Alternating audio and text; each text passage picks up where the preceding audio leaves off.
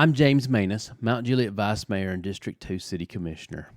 Now, I know you probably don't think about it very often, but our city is broken up into 4 districts, with one commissioner representing each district. I represent the 2nd district, but tonight I want to talk to you about District Number 4. District Number 4 is everyone in the city that is south of Interstate 40. And the reason I want to talk about it is District 4, the seat there has been open now for several weeks. This open seat has left the citizens who live in District 4 without a commissioner to represent them. Did you know the seat was open throughout the entire budget process? Now, the city has 2 options to fill the seat. One is the existing board members appoint someone to fill the seat for 14 months until the next scheduled city election. The second option is a special election to seat someone into November 2022. My preference is option number 1, and this is why. This is the quickest option to get someone in the seat to represent the citizens of District 4. The person can be seated the next meeting after their selection.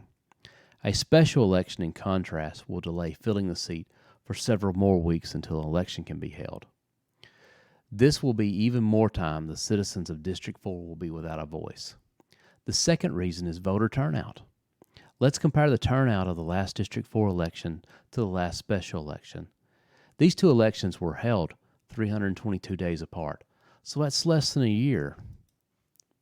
So let's look at the numbers from the last special election. This is a county election, it's a countywide election for a state senate race, and they were 7,213 votes cast. That's only 9.8%, or less than 10% of the 73,744 registered voters in Wilson County. Now let's look at the last District 4 race in contrast.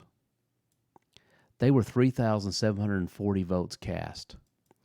That's about 62% of the 6,064 registered voters in the district.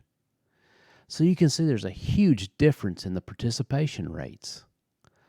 I'll add too that the city taxpayers will have to cover 100% of the cost of a special election. Now this can be avoided, the extra cost to the taxpayers, by selecting someone at the next commission meeting and giving the voters an opportunity to select a candidate in November 2020, an election that will have a much, much, much greater participation rate than a special election. Currently, there are 6,089 active voters that live in District 4. If 9.8% of those participated in a special election, you would see less than 600 votes cast. Now, I believe District 4 will turn out a better rate than 9.8%, but I do not think for a minute that you'll see 3,740 votes cast like we had in November. I submit to you right now that there are some good candidates who've come forward. Let's give them a chance to represent their district, and if they choose to, stand for election in November 2020. If you agree or disagree, let me know below.